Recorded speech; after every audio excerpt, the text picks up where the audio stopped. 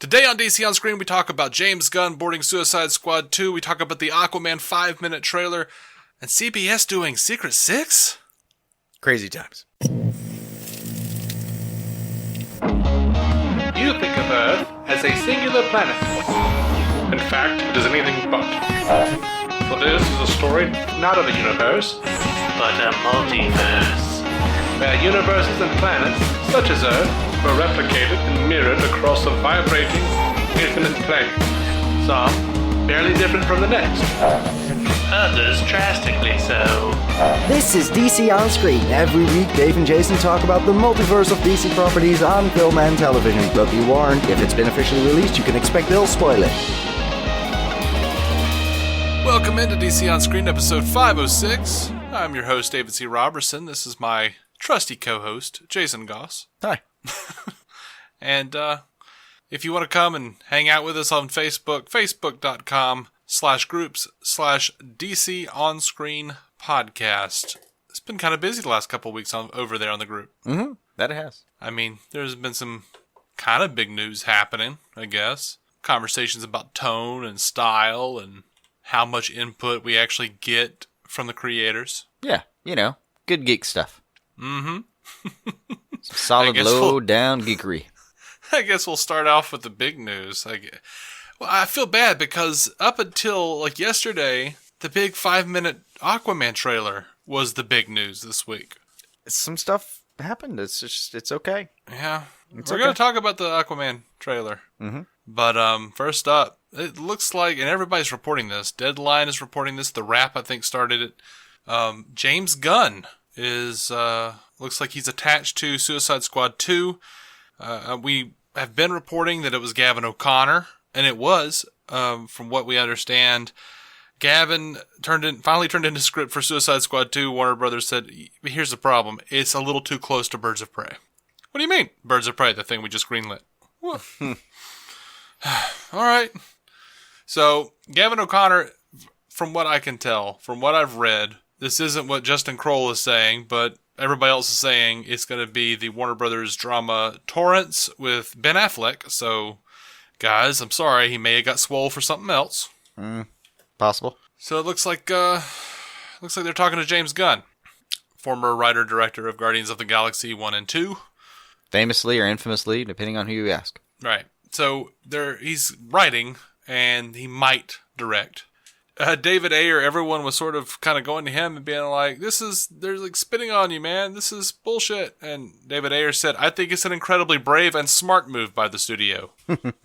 Yeah. David Ayer, who, by the way, has not been really pulling any punches about what Warner Brothers did to him.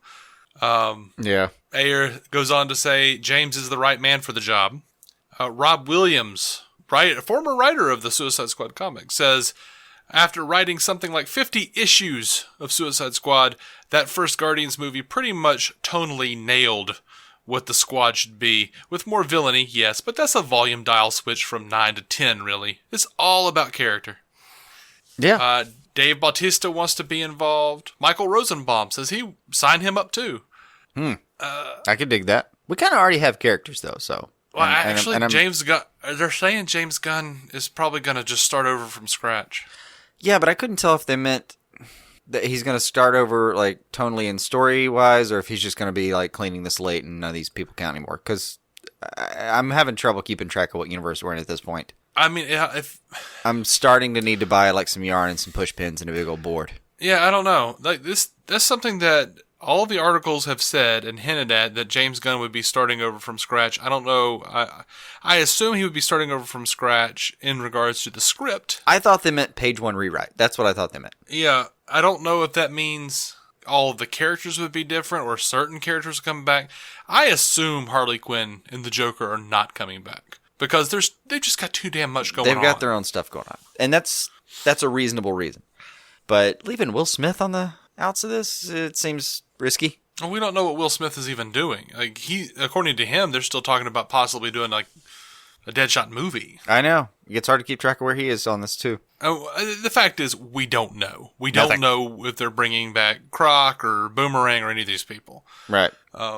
really, the premise of Suicide Squad, really, they could just have Waller come back and have a whole new group of people that you want to play with. Yeah. I mean, and it doesn't even have to be Waller. It traditionally is, but it really doesn't have to be. Yeah, I guess it doesn't. It could just be You're another Black Ops group. You can do the thing where there are a lot of Wallers if you want to. Whatever. You can just completely reboot this and say, like, yeah, we're all Amanda Waller, whatever. And it's still DCEU. It's still in the universe. Yeah. You can still say all that. Yeah.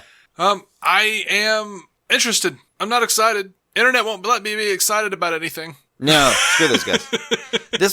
This was the right place for him to fall for a lot of reasons. I mean, the Guardians movie, especially the first one, but both of them to a large extent are about redemption of villains, and especially like forming a family out of a bunch of selfish assholes. That's almost what he specializes in. Right. In that, at least in those movies. And I loved both Guardians movies. Yeah. I don't have all the qualms that so many DCU fans seem to have. Like, oh, it's comedy. No. I thought it was a damn funny movie, but that's not a problem for me. These things don't have to be funny or sad or whatever. They can just be what they are. It's fine. So it's a really good fit for him. I know he can do it, and I mean, it's I think a huge win that he's actually available for WB. Right. Like Sean Gunn just reposted the story from Variety, I think it was, and it was the emoji that I'd have to call it like the abashed emoji. I'm not sure how you describe emojis. It seems kind of meta and beyond the point to be trying to describe it with words, but yeah. But it seemed like what I took from it was him kind of saying like, "Yep, he's somewhere else now." That's how I read it. Yeah, I mean, I didn't see that one, so I just saw it like 10 minutes ago. But I do. There is a part of me that kind of is annoyed with Warner Brothers just because I'm like, dude, you guys spent so much time and energy trying to get away from the divisiveness of Zack Snyder, or just divisiveness in general. Like, we don't want people to wonder if they like the movie or not, or for it to be really divisive. And then you turn around and hire like a guy so divisive that Marvel fired him. See, I think it has to do with like the previous regime did kind of try to de-Snyderize and placate. I feel like, and that just it. If there were 2, there were 4 now. If there were 4, there were 8 now, and so on. You know? Oh, yeah. It seems like the new regime might be more interested in just making so many Sandlots that no matter how pissed you are, there's somewhere you can play. I thought that's what the last regime was kind of doing. No, I mean, they were trying to make a single universe. That's how this whole thing started, was a single universe, a single vision, and we're going to do this. And then there was a bunch of cowardice involved in not pulling through that with that vision. My take. Yeah, the previous regime seemed to think that this is where we were 4 or 5 years ago, at least, was we're going to do that. For something to be in a single universe, it all had to have the same gritty vision. But I mean, you've seen it all over the place. Everyone has said this. Nothing new here, but every movie since Man of Steel has been a reaction to the previous movie. Yeah. I mean, Man of Steel just started it, skittering. And that's what we've been doing since then. Absolutely. It's been Warner Brothers skittering and scuttering into the darkness like cockroaches. Cowards? Cowards and vagabonds. Right. With all the purse strings and all the powers. That's what we've been getting, is a shaky vision that I think the new guy's plan really is maybe just we're going to find a landing place for all these people. We're going to spread a few nets. We're going to bring in the idea of loose continuity. We're going to bring in the idea of several versions of things. We're going to embrace that. Screw you, Diane. We're going to embrace all that and catch as many of these people as we can. Yeah, well, I mean, Diane says that this is where they should have been going all along. So yeah, but she didn't say that years ago. It's an old... She didn't say that years ago. She didn't. She was the one for a long time, at least the one who had to say it. It may not have been her idea, but she was the one who had to say in front of people, we shouldn't confuse where these characters are in the universe. And we all kind of thought, yeah, bollocks. But at the time, we were worried about simple things like, hey, I know you have a Flash on TV, but you can have one on in the Justice League too, and stuff like that. The world seemed so simple back then, Dave. Yeah. I wish for the frets we once had. But yeah, so it looks like we've got James Gunn in the DC Universe for a minute. If you don't like it, I'm sorry. Kick rocks. Don't know what you can do. There's clearly nothing we can do. Don't bother with the petitions. Yeah, plenty of times I have to go kick rocks. Yeah. Who knows? Maybe it'll change. Maybe it won't. Maybe we'll all die one day and none of this will matter. Yeah, and to be very Oh, wait, sure, that one's like, the one thing that I know is going to happen. yeah, that's the thing.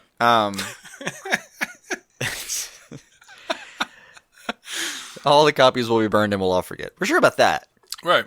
But well, man, the I haven't read the Variety one in particular. I looked at the wrap and the deadline, but it's still technically at sources say right now. It's just big sources are saying it. Yeah.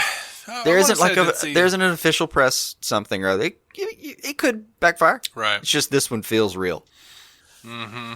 I saw someplace saying that Warner Brothers confirmed to us, and I was like, No. that's weird. No, I'm starting to think people don't understand the definition of the word confirm anymore. Yeah. I mean, if you go onto Facebook, it's just people, oh, it's official. Breaking news. No. The news is broken. Broken news, baby. Yeah. Broken news. Yeah. Broken, scattered, shattered news. I mean, it's starting to feel a lot bit like you remember when the dictionary decided that figurative did mean literal or literally. Yeah. I mean, part of my soul just died that day, and sometimes I feel the same way when I see like confirmed and go back and no, that's not what that means. Yeah. I want letterhead at the top of this before you say the word confirmed. These guys are all meeting Deep Throat in the back of an alley, and I don't know. It's a sad landscape some days, but this one does feel real to me. It does. Yeah. It does occur to me though that they could be kind of floating it as a sources say to see how bad it goes over, and if it just doesn't work at all. I mean, we never said that. What are you talking about? Who are these sources? Sense. Blame these. Name them. That makes sense. Oh man. All right. Mm-hmm. We gotta get over to Aquaman. This big 5-minute trailer they put out. Big badass trailer. Yeah. It's very pretty. Mm-hmm. But that de-aging is very wonky looking to me on the Aqua rinse. Which one? on his parents, on the Aqua rinse. Oh, that rinse. Okay. I didn't catch that one at all. The same shot though of Orm that worried you on the initial trailer. I feel like they gave it a longer, like you had longer with that shot, and I felt like it looked a lot better. I'm not sure if it's just because we had more time or what, but I felt like that too, but I might be wrong. I was a little like, I don't know. But then I felt like that one looked better, but then Dolph Lundgren looked worse. Like when we see him, and I was like, oh, that made up for it. Oh, I didn't catch him at all. I didn't catch that looking bad at all. I just okay. And generally, if it was new, I was just kind of watching it and wondering about what kind of tone are we doing here? How much fun versus what kind of experience am I going to have? And honestly, part of that is sometimes I want to, like, if the movie's fun enough and I think palatable enough, it's one of the ways I can like ask the wife, like, hey, you're going to actually enjoy this one, because she doesn't get into this stuff like we do. Be like, no, like, you're going to enjoy Spider-Man. It's going to be a fun one. It's going to be a character that you're going to kind of relate to early on. That kind of thing. So I'm watching for some of that when I'm watching these kind of trailers. But oh yeah, I mean, I saw the de-aging and I went, but then like a second later, Nicole Kidman is fighting the honor guards in the lighthouse or whatever as they're like coming for baby Artie. Right. And I went, oh shit, that looks awesome. But for the love of God, don't pause it. Don't pause it while she's fighting them. Oh. Because the de-aging effects are just all over the place. Well, you don't have to pause it in the theater. It'll be all right. Yeah, don't pause it. I was a little confused. Like, not a huge fan of the pausing unless it's just for looking for Easter eggs anyway. Oh, yeah. But, like, up until the point where they're, like, walking into that Atlantean temple or whatever the hell it is in the middle of the desert. Yeah. I felt like I was watching CGI only up until the point they walked in. I went, okay, now they're people. Mm-hmm. But I'm confused. Why is he the only source of water? Does she not have any water inside of her? I would think she had to have. I would think they both did, but it would seem just as easy to just grab it off his forehead. But she said she like made it a point to say that he's like the only source of water. Maybe she can't. I don't know. You think maybe she it's can't something. Take her own water out? No, maybe it's something more physiological. Like he's built differently. You can just pull it out of him when you want to. Well, I mean, he could have just peed on it.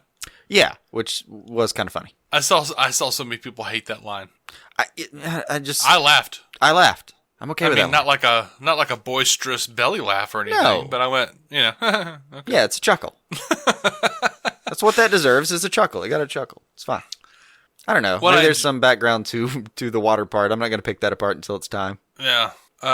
I thought it was interesting. I mean, this movie is pretty much going to be a MacGuffin movie. I think so, yeah. Was someone in our group At was least like, the first part of it. Feels like it's going to be a MacGuffin movie. Yeah. I mean, I always thought that, though. It always kind of seemed that way. They were setting the MacGuffin movie up from Justice League. Zack Snyder was setting that up. Like, no, it's going to be he's going to have a, quident or quindent or whatever you call it. Yeah. 5-prong thing. Right. Over here. That's not a big problem, though. Right? I mean, that's just a common accepted movie thing. Yeah, I mean, if you look at the top 100 AFI movies, I'll bet at least 10 of them are MacGuffin movies. Yeah. I mean, there's not that much there aren't that many things that can drive a plot. No, it's actually not as complicated as people want to think it is.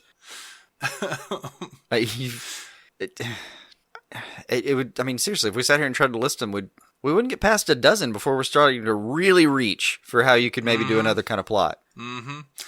So the little hologram of King Atlan has the thing where he says, in the wrong hands, the trident would cause destruction. In the hands of the true heir, it would unite the kingdoms above and below.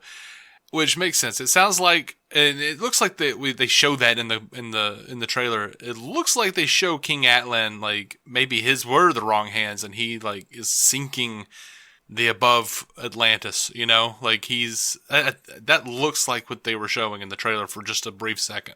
Yeah, could be. I love their chemistry. I love Mira and Arthur's chemistry.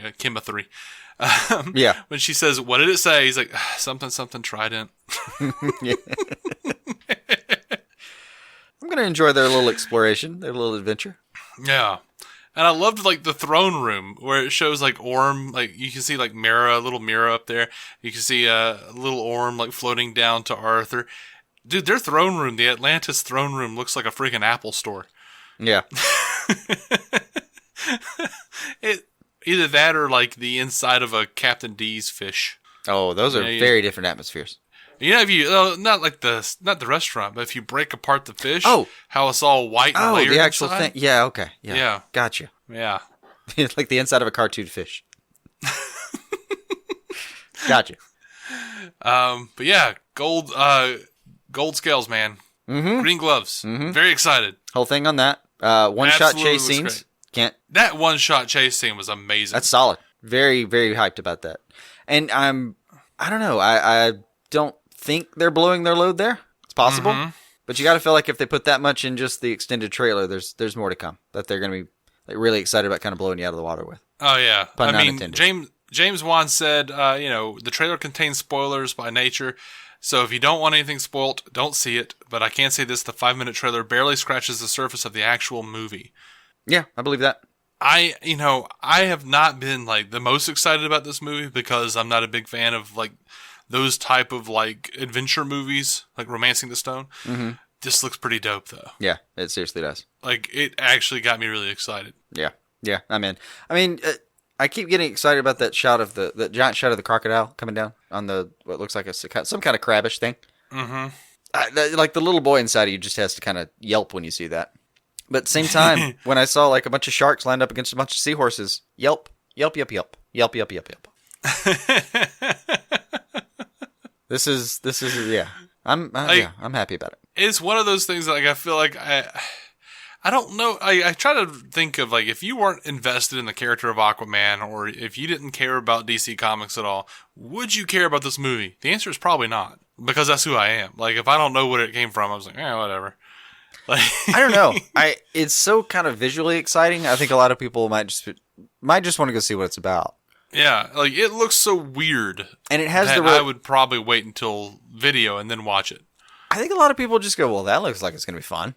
And what you do know is there's going to be some kind of adventure aspect to it, like some kind of quest aspect to it. There's going to be a giant war somewhere during it. And, it's a sibling rivalry if you've watched any of the trailer at all. Like, there's adventure, conquest, rivalry, war, victory to be had. It's just, it's Arthurian legend, it might as well be. But yeah.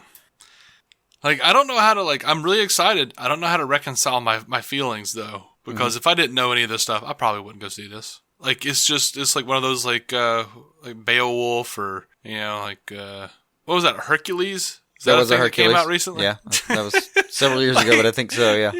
Yeah. I was just like, I wouldn't know what to do with it. I'd be like, all right, I don't know what to do with you. Yeah. Sahara, starring Matthew McConaughey. Yeah. Again, several years ago. I get it, But I knew why I wasn't watching that one. yeah. But, it looks cool. It doesn't look like anything I've ever seen before, for sure. Actually, a good example for me is like Dunkirk. Really? Looks like it might be. It looks like it might be fun, but I don't really have a compelling interest in World War II stories, so I just kind of thought, it's probably good. I'm not going to see it. Yeah. And I think that played out. Apparently, it is very good, and I am still not going to get on that. Yeah. I'm not being defined here. like- It's just not on my to-do list. That's one of those movies I'm like, I feel like I should pretend to want to see that to intelligent people, No. but I can't even be bothered to do that. I'm like, I'm just going to pin it on Nolan. I don't want to see it. It's Nolan. No, I just have no compulsion whatsoever to see it. I feel like I've seen enough of them. I don't know. I mean, I know there's a new story to tell always, but I've had my personal fill of them. Yeah. And I get surprised every now and then. I mean, I'm sure I might be wandering through somewhere, and God knows what could end up on my plate. And I mean, halfway through a movie, end up watching the last half of it. I don't know. It could happen. And thinking, man, that was fantastic. It's just not something I'm going to seek out. And let's face it, we don't live in like a culture where you're flipping through the channels anymore for the most part, and end up finding that movie and go, ooh, Yeah. man, I've got like 10 different services that I pay for because I want the things on them, and I have like alerts set up for when the new thing will be available. Like, everything at this point I watch, I'm seeking out. It's hard to accidentally run across a Dunkirk. Mm-hmm. So it's either on my to-do list or didn't. It's pretty much gotten to the point where now, like, I can't, like, I just have to judge new movies based on who directed them if I know them. So Yeah. if it's like a Nolan movie, I'm not going to watch 3 hours to not know what happens at the end. It's a fair critique. And sadly, that's just how we have to live. And like, people can just be like, "Oh man, you got to see Interstellar," all they want. I'll always go, how'd that end? And then when they can't explain it to me, I'm like, right. Yeah. You sure you want the spoiler? No, I want you to tell me what happens at the end of this movie. If you can't give me, okay. if you can't give me a rough 60-second epilogue, I can't be bothered.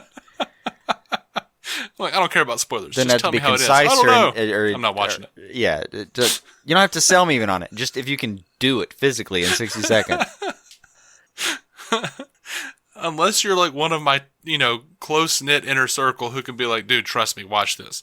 I'm probably not going to watch it. Yeah, All right, so we're going to move over to DC TV news because that's all we've got. it was a big yet little week. Movie's been doing that to us recently, though. It's been Absolutely. big or nothing. So news just broke right before we got on here that CBS, of all people, CBS, they've ordered a pilot for The Secret Six. And if you don't know what that is, it's just a bunch of bad guys. It's Bane, Harley Quinn, Lex Luthor, the Mad Hatter, the Penguin. We don't know if any of these characters will appear in the series. No. Since it's CBS, it'll probably be, I don't know, a bunch of dudes in like Hawaiian shirts who are, dealing with a cartel, something. I don't know. It'll be boring. It'll be boring and procedural because of CBS. It's very possible. But I saw the two showrunners, or I saw the two people tied to it right now, and I cannot pronounce his name. Do you have his name? I don't have his name. Rick Muriagu, something, is going to be writing and executive producing, and I don't know how to say his name, with Bill Lawrence of Scrubs. Yeah. Which is weird. That's a weird pairing. That is a weird pairing. And Jeff Ingold is executive producing. Rick. All right, so Rick, to me, is of Suits and Men of a Certain Age. Right. Those are movies. I mean, those are shows that I've heard a lot of great things about. Great things. Even The Good Guys, which was short-lived, was pretty fun for what it was. But Men of a Certain Age, fantastic. Suits, I lost time to keep. I lost time to keep going. It's one of those things I wish I had time to go back for, and I just don't right now. But I loved every episode I actually had time for. Okay. It's procedural in the sense that, yes, it's, you're a lawyer and dealing with things. But the way he ran the show, it wasn't so much, here's the episode this week, here's what we're dealing with this week. It was kind of mini arcs. You had a problem you were dealing with for a few episodes. You had an overall kind of dramatic background, something or other between all the characters that was going on. Like there was a hostile takeover of the firm you had to deal with for that season, or a new guy on top, this guy or whatever. There was a background thing, and there were several mini arcs, but he didn't do a lot of just what do we do in this episode. And when he did do what do we do in this episode, it tied in very succinctly. Like it wasn't a basic procedural for me. Well, that's good. That's good news. And I like Scrubs. And then we know Bill Lawrence and Scrubs. Like, Scrubs was just damn charming. Just a damn charming show. And I hear good things about Cougar Town. I enjoyed episodes of Spin City. I never watched it for, I did watch that one pretty much every time I got a chance when it was originally airing, and I really enjoyed it. Yeah. So, I don't know. If they keep the lineup, if it's at the very least a good a good lineup of people. Like I don't need the Penguin or the Mad Hatter. I don't need any of these people really. But there's the DC canon is vast. You can get in there and have some real fun with some minor characters. Grab some C-listers and really make something. Could be really cool. It could be really cool. It really could. They could have all these people and just have a superhero show up from time to time, and that'd be awesome. Yeah. There's also a real possibility, because it's CBS, that we're talking about how Season 2 is actually going to be premiering on CW in 2021. Uh-huh. Yeah. Speaking of CW, they put out the first look at Ruby Rose in the Elseworlds Arrowverse crossover, and damn, spot on, right? Yeah, I'm pretty excited. Like, that looked my good. one complaint is that the inside of the cape wasn't red enough. Damn. Oh no. If that's all you got, you can. Yeah, that was my qualm. Yeah. I was just like, eh. But I have always wondered about that. It seems pretty, hard to hide that. I mean, that is a super red cape. It'd be the same, if you're coming down on a villain, they're going to be shooting at you. You want them to shoot at the bright spots, and the cape is probably a pretty good place for them to try to shoot. The Dark Knight Returns theory. I mean, this is the only thing we have. It's a good theory. It was a great explanation for an old gag. Yeah. Yeah. She looks like a badass, man. I'm super excited about this. She looks so comic accurate. I thought they were going to do something crazy.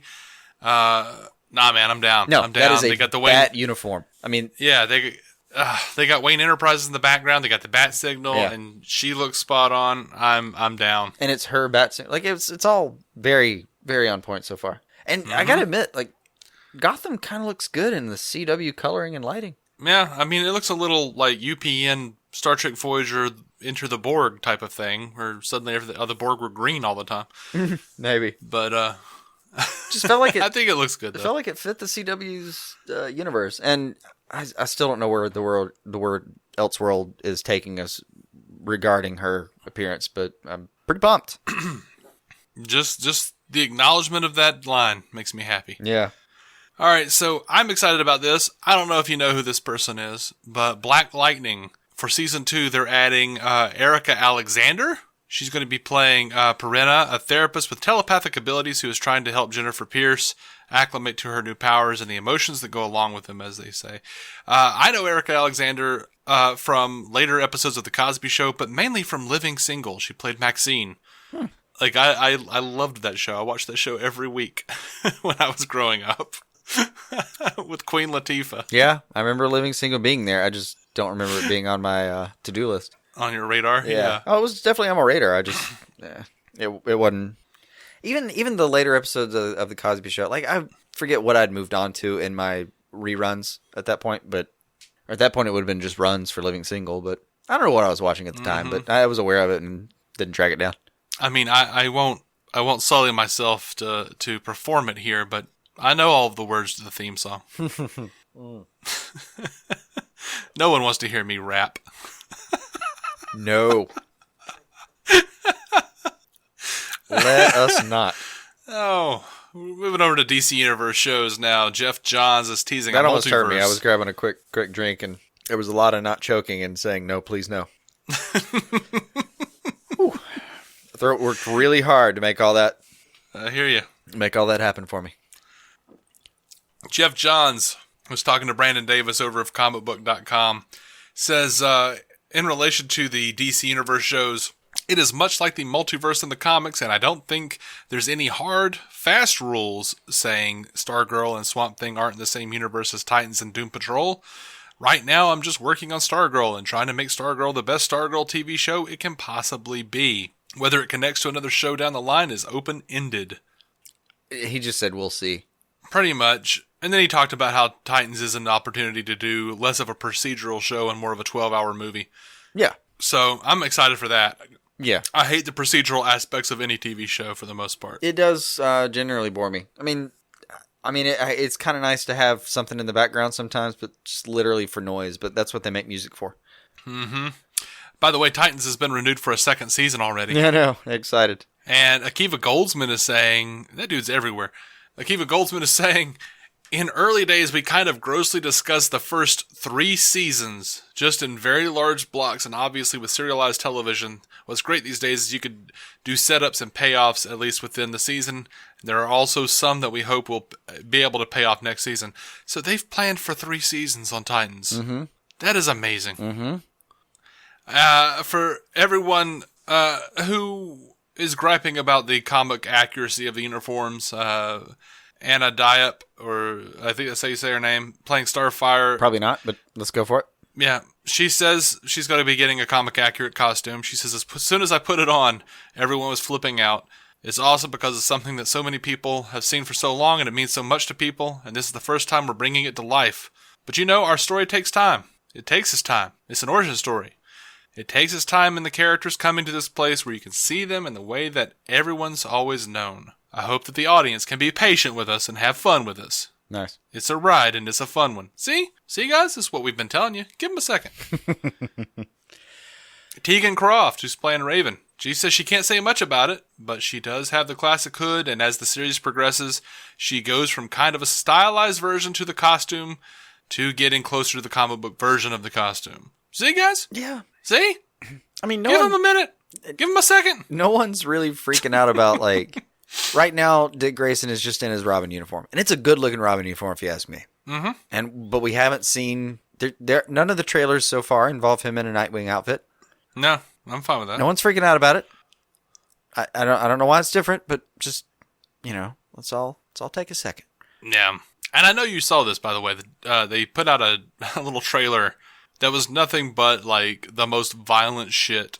Oh, yeah. Yeah. I mean, just people being brained. It was fantastic. Yeah. And, like, the promo begins with, like, Deadpool's quote from saying, "So dark, are you sure you're not from the DC universe?" Right. Which you can only hear in Ryan Reynolds' voice. Yeah. And it's attributed to Deadpool, American philosopher. Which made me laugh harder than anything else in there. Absolutely. And then they say to that, we say, "Suck it, Mr. Poole.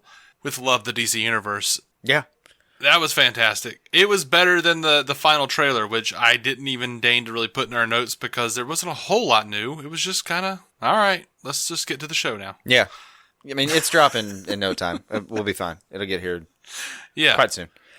Yeah, by the time, if you're listening to this, like, as it is, like, newly available, Titans will be on tomorrow. Yeah, yeah. So. It'll be here in a second. I do like what they're doing right now in general with the DC Universe. Like, I like the tone of that. Mm-hmm. The kind of doing the show seriously, but not taking themselves seriously. That's cool. I like it. Mm-hmm.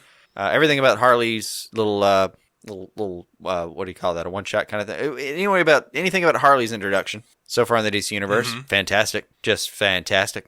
And then even John's kind of saying, like, he basically said we're not there yet. We're not even worrying about because they are apparently just trying to focus on the shows they're doing and make that the best it can possibly be. That's what I would advise them to do. It's literally what I'd tell them to do is let's not worry about building a world yet, you guys. Just make sure the properties we bit off can be chewed properly.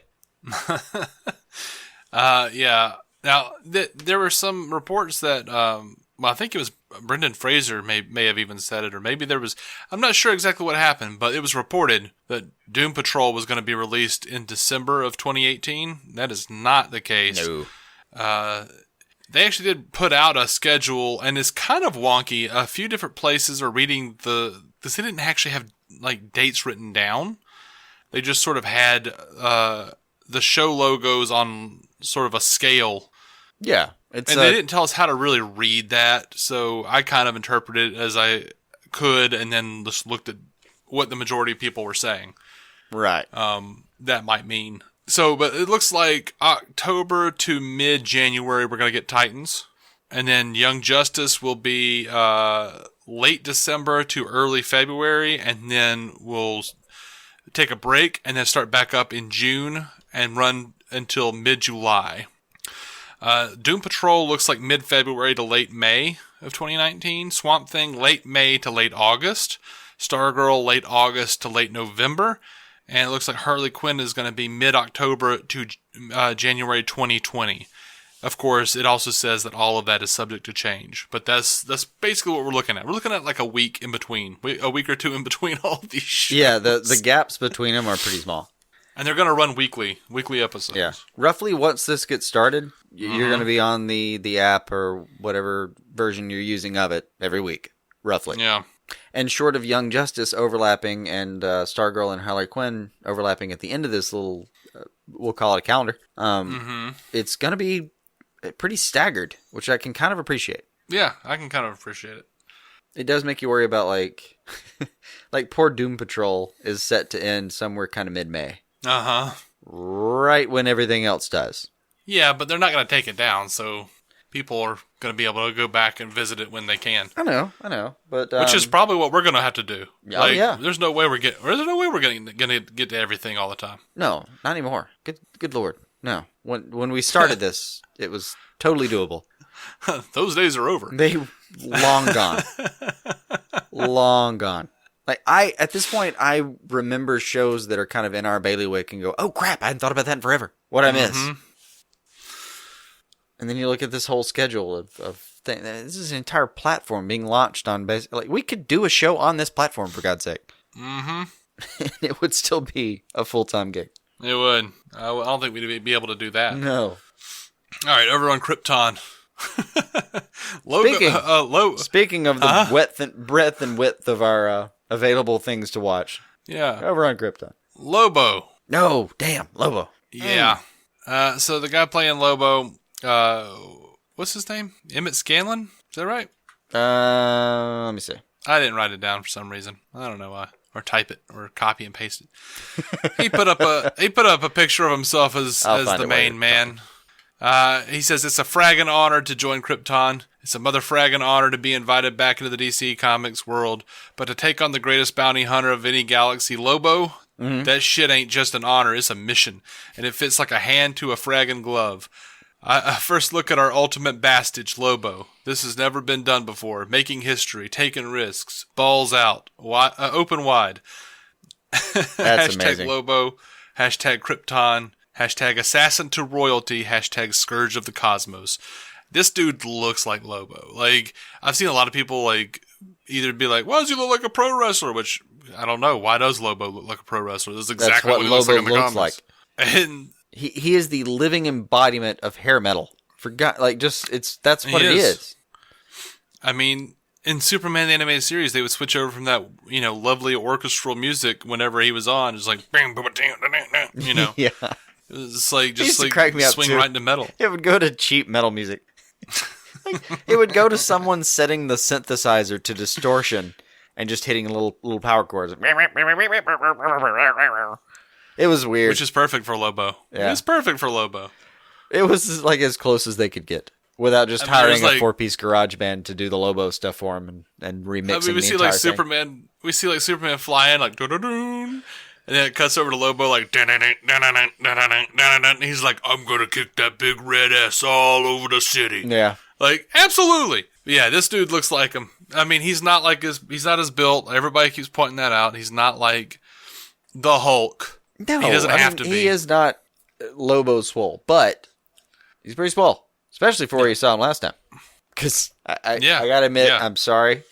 And by the way, you did get Emmett Scanlon was his name, or is his name? Presumably, he didn't just die before I said that sentence. Fingers crossed. Yeah. Or at least they got all the footage in the can before. Ooh. That would be his last wish now. I don't remember him looking like that before. I don't know what he's done in the off season here. I don't know what he's done in between. So he's entirely just on my radar for Constantine and that. I don't know what he's done before or after. No idea. Yeah. But oh yeah, man. It I don't know. I mean, I haven't heard his sexual problem is with it. I haven't heard his actual like voice when he's doing it. I mean, maybe he'll come up and show up and be like, "Hey guys, how you doing? I'm Lobo." I mean, I hope not, but it never stopped Mike Tyson from being a badass. Yeah, exactly. I don't think that's what we're in here, or that's what we're in for. I don't think so. I mean, I don't know. Look back at Hugh Jackman in X-Men 1. He was like tiny. Yeah, fittingly Give so. him a minute. Give Lobo just a second to bulk up a little bit. Nah, they've got plenty of time. This looks Maybe pretty not good for this what we're season. starting. And, the only our thing in fears that, were that he was going to be New 52 Lobo. yeah, there were people worried that it was going to be the slim kind of reminds me of like one of the Anne Rice vampires kind of version of him. Yeah. Who's like stuck in, he's currently, if I remember correctly, he's stuck in one of Brainiac's little bottles. Yeah, why not? Like during Rebirth, they like brought back the real Lobo. Mm-hmm. And there's a bit where like they're like Hal Jordan, somebody goes to grab the little Brainiac bottle that has the New 52 Lobo, and Hal Jordan just grabs it and goes, "Let's just put him back on the shelf. He's good where he is." I don't want to deal with that. All right, not to fawn too much over the picture. I think it's a good, really damn good start. I think it fits their tone pretty well. And if I had to wish for anything, it's really like I kind of wish I saw the hook at the end of that chain. But other than that, Yeah. I'd like to think they're just sitting there really worrying about that hook. Like, we want to get this right. Yeah. And, if I had to complain about anything, I would say maybe, can we bring the skull up to be actually his belt buckle as opposed to his That's a codpiece. That's a codpiece, sir. You're looking at a codpiece. I know. That's my issue. And I mean, it's not a big deal. I forget the funny bartender's name in Krypton, but I feel like he's gonna help you with that. He's gonna have to mention that. It's not a big deal. If it was, he wouldn't be covering it with a codpiece. Sure. Wink. But no, it looks great. I think he looks great. Yeah. And when we do see the hook, I do like when I actually assuming I see it. It's fine if I don't. But if I do see the hook, I do want to kind of wonder if like, is that blood on? I think that's blood on that. I think I want to have a moment where there's a discoloration. Like, yeah, that's probably blood. Hopefully the codpiece isn't covering the hook. No, that chain would look silly.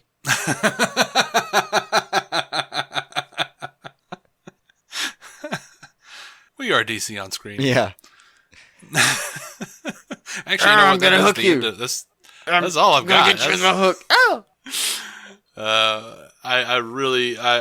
Oh man, I'm excited about Lobo. Like, it's something to make me excited about Krypton. Mm-hmm. I thought that first season was pretty boring in a lot of ways. Now, see, you remember it that way now, but you enjoyed it. I remember you enjoying it. I enjoyed it, but I also told you it ran long and it ran slow. Yeah, that was the thing we came upon, was we thought it should have maybe been about 70-ish% the length that it actually is. Yeah. But the other thing was, and tying into this one picture that we've been talking about for too long, it was very... It's Lobo. Shut up. Very it's visually the first entertaining. live-action Lobo. It is the first side. Yeah, that is a good shot. But it was a very good, like, visually, the show, when it was slowing down on its pacing, it would give you some intense visuals to mess with. Right. The show looked great, especially for sci-fi. Like, I couldn't believe they pulled some of this stuff off on Sci-Fi. Like, some part of me still expects the Sci-Fi Channel to be kind of like stuff that will eventually end up on MST3K. Look, Sci-Fi Channel, for a long time, their original shows have looked pretty fantastic. They spend the money to make it look great. That's why they cancel stuff after 2 years, because it just can't possibly make enough money.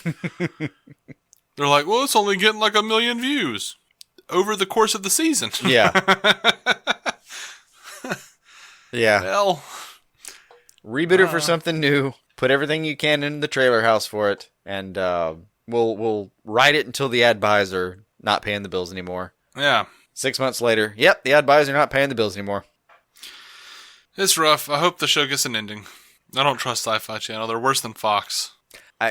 See, I'm already so ignorant about their recent programming that I still have that kind of expectation of low budget. Yeah, I mean, So their stuff looks I don't want to. great now, but their reputation stays the same. They just keep canceling shit. That's rough. I'll never forgive them for Invisible Man. Yeah, fair enough. Anyway, I feel like we should probably end this. Oh yeah. Oh, okay. Yeah, fair enough. Let's get out of here. We don't have to. We can still. You want to stick around? No, I need to. Talk about cheese or something? I don't know. No, I think I need to bail on it. I think it's time to bail. Just not Christian Bale. No. Have you seen him as Dick Cheney in that movie? In that trailer for Vice? No. Oh, I am sending you that. Well, hold on. That trailer looks fantastic. I'm not going to watch the trailer, but I do want to see this picture now. Oh, it's like Sam Rockwell as George W. Bush. Like, Steve Carell's in this thing as Rumsfeld. It looks fantastic. Oh, God. It's He written looks by Adam McKay. Fantastic. Yeah, it's Adam McKay. Oh, man. It looks It's a great cast. nuts. Yeah. Amy Adams is in this thing. My goodness. Looks fantastic. I wish I was going to watch that movie. Oh, come hang out with us. Talk to us on Facebook, facebook.com/group/DC On Screen Podcast. We're over on Twitter, DC On Screen. I'm at David C. Robertson. That's where I tweet. Jason doesn't really tweet too much. I pop on here and there, but it's here and there. By the way, you actually have a Twitter account. I don't know about that. Yeah, I'll let you know. Okay, great. I mean, it's been for years. It's been years. Oh. But, yeah, it's still around. Okay, well, throw me a link. I might, yeah. Anyway, guys, we'll be back, Sunday? We're going to do some review stuff, I guess. We're going to try to get to Titans and just doing the season premieres of Titans and Flash and Black Lightning this week. Is that right? Yeah, it's going to be a lot. That's our weekend right there. Kind of way less than it used to be, though. Yeah, the old days, I shudder to think of what the new days would be like in these times. Yeah, so you'll probably get 3 short bonus episodes this week, and then we'll be back on Wednesday. Don't unsubscribe. In fact, I'm going to ask you to go ahead and share us with your friends. And also, we're on Spotify now. Yay! Yeah. Anyway, so, talk to you guys later. Till then, keep some DC on your screen.